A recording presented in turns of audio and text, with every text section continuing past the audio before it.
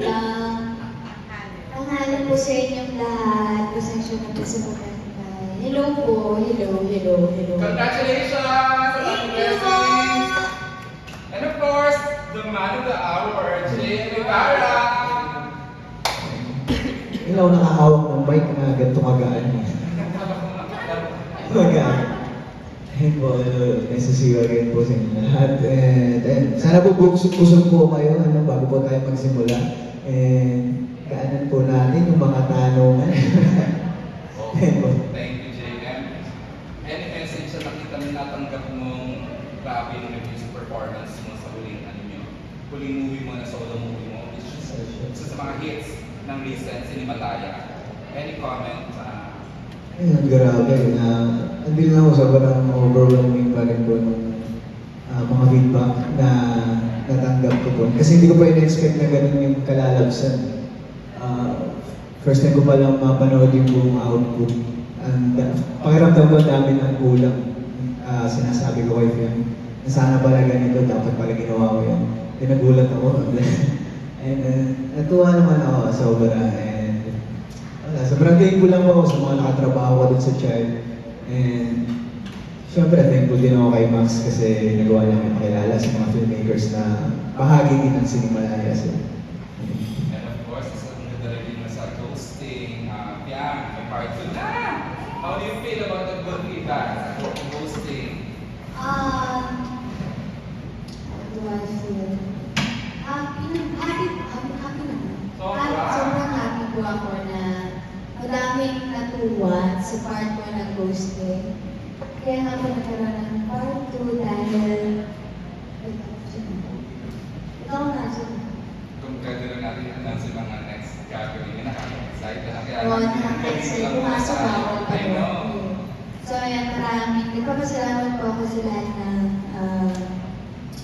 nagusto sa posting dahil kung hindi po dahil sa kanila, hindi magkakaroon ng part 2.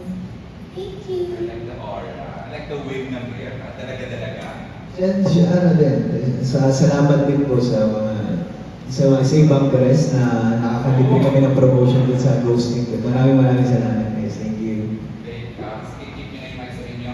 I'd like to, walang microphone, pero I'd like to give the floor to Mr. Jun Lali for the first set of questions. And Jun Lali is the editor of Abante. Hi!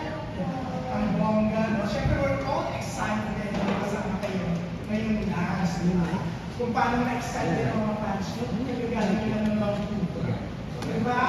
Yung mga kaibigan mo. Naglalabasan hanggang ngayon. Lagi naka-sandal, ano talaga kay JM, no? Pero madalas mo masabihin, very comfortable kasi kay JM. Napaka-gentleman. Pero, wala raw pa kayo pa-advance Christmas na dapat tanongin pa sa may something special na talaga sa inyo. Kasi kita-kita, grabe yung mga eksena, yung mga ganap nyo, rehearsal to mga pag-release nyo sa mga tour, even yung limousine service, di ba? Ang bongga. Ulit lang din ang sinasabi ko sa ganyan kami. Happy na po kami. As makasabi kami, dire-diretso lang po kami. In-enjoy lang kami, hindi naman kasama kami. Makatrabaho man or sa labas ng trabaho. As long as happy na sinagawa namin. Walang makakistop po. Yeah. Very comfortable ka talaga. Sobra. Kasi nagkanin ko kasi sa reality show, which is PBB, and yung mga panahon ko ngayon, best friends po talaga kami. Kasi super close friends. So, kahit humilip ka sa kanya, alam mo, he will not take advantage. Yes, of course. Kasi isa po siyang Panginoong lalaki. Ang ganda, maging all lalaki ang JM. No? Talagang ang lalim, maging all lalaki. Anong reaction mo doon, JM? Ay, hindi na ako sa game. Crisostomo lang. Yeah. Okay, anyways, kasama kayo. Anong episode ng Shake My Alam Mo? Even legal origins yan. Kami po sa episode. Episode 2, yung present time. Present time, di ba? Ako, sa akin sa time po. So, Communication. anyway, sure nga, ang bongga, di ba? I'm sure kung mga bata pa kayo, aware kayo sa SRR franchise, di ba? Dati ba, nanonood lang kayo, tapos paano nang sinabi sa inyo na finally, bibida kayo sa second episode ng Shake Like a Dog? Ako sa akin, personally, sobrang happy ako dun kasi maraming bagay na sa akin, pinagpaguhan ko sa industriya ko. Maraming bagay ko isang kasama na isa rin sa mga kumatak na pelikulang Pilipino kami sinisila. So, maraming maraming sa puro para sa akin. So, sobrang thankful lang po kami na isa kami sa akin. Huwag na po kayo sa akin yung mata para mag-inas dito sa SRR Evil Organization. Wala, alam ko sa mga po lang. Yan, yan. Ako po, personally din, mahilig po talaga ako sa horror. Since sobrang mahilig ko sa kahit ng horror. Parang kaya kong panoorin lahat ng horror movie ng isang bubuan lang. And nung nalaman ko po na meron po na may movie na horror, sobrang saya ko po. Kasi may factor po doon na matagal ko na din pong pangalan na gumawa ng horror movie. Sa SRR pa, parang hindi mo po ako kailangan ng SRR na. Parang ano na siya eh. Hindi mawawala ng SRR every Christmas. So, sobrang saya ko na kinuha kami bilang lead star dito po sa episode ng SRR. And it's so nice, no? Kasi sabi mo, pag Christmas, nagbabalik ng Christmas ang Shake Like a Dog. So, ready na kayo, handa na kayo with all the promos. Siyempre, may Parade of Star, may Awards Night, lahat. Ang Christmas, sigurado makasama kayo kasi mag-iikot sa mga sindi. Ay, ako, sobrang excited na po kami. Kasi super excited. Especially, kapanood ng buo yung SRR po. Excited ko. And at least sa Pasko, sure ako magkasama kami. So, sa Christmas Day na kayo, mag-exchange gift. First Christmas together. Wait, ganun po ba? Di ba pag Christmas party lang? Hindi, pwede kayo magbigay ng gift kasi it's Christmas Day. Friends. As lovers. Ay, wow. Ginamit ko na lang yung sarili ko. Wow! Hindi bago sa Okay, thank you. And good luck sa Shake Like a Dog. Thanks, Jude. Of course, I'd like to acknowledge the presence of our Executive Vice President ng Liga Entertainment, Sir Keith Monteverde. Isa sa mga dahilan kung bakit may mga projects, pelikula ang JM Fiam because of Sir Keith, who nagtiwala, patuloy na nagtitiwala sa love team ni JM Fiam. JM and Fiam. Sir Keith, thank you for the love. Ayan. And of course, the next set of questions will come from Daily Tribunes and Jalio Tiradas, Alex Rosas. Mare, oo nga. Hello. Ayan, clear yan. Lex, ikaw ang book, Mike.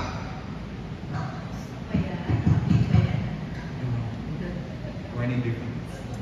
Hello. Was there any instance in your life na naka-experience kayo ng horror or something eerie and creepy? Lakas po. Kailangan. Ako po, yes.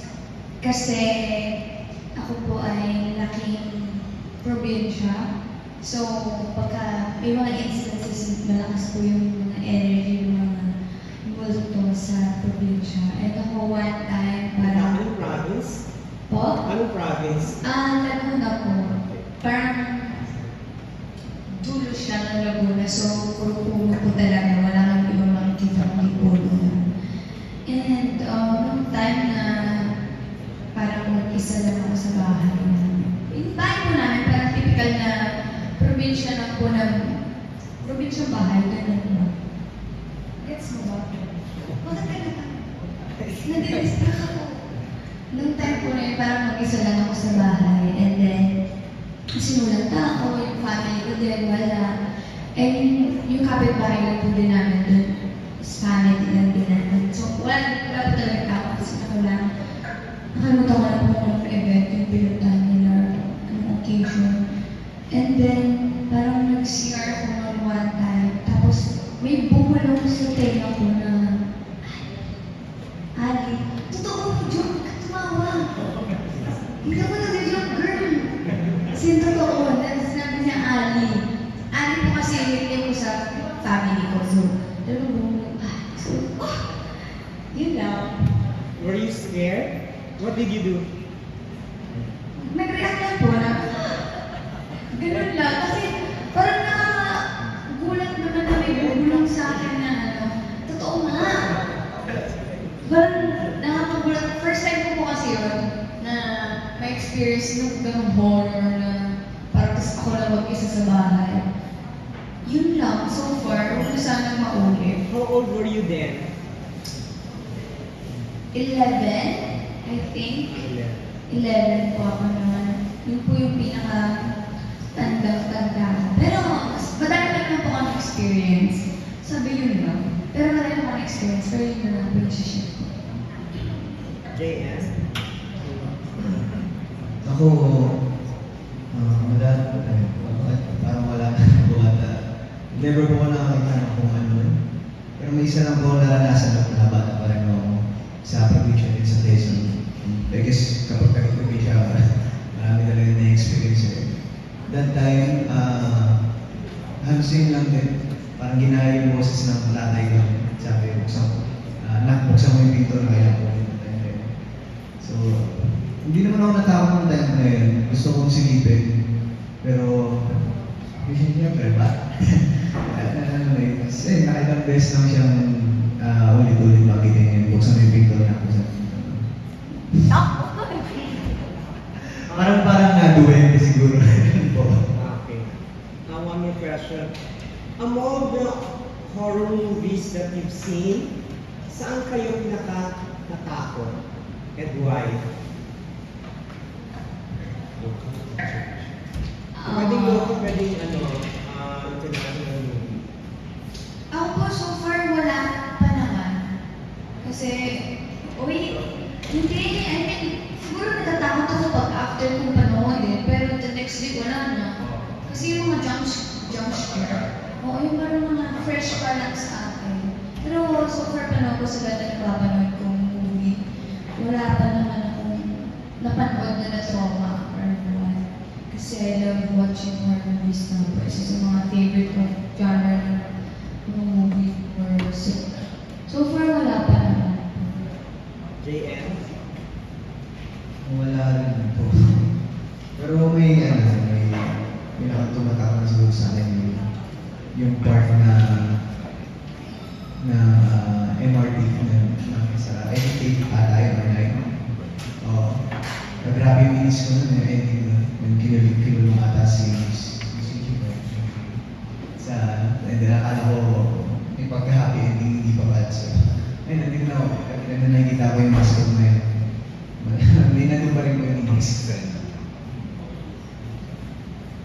Thank you. Congrats yan kasi it's been 1 year simula nung manalo ka. Ay, salamat. At ang journey mo ay super success.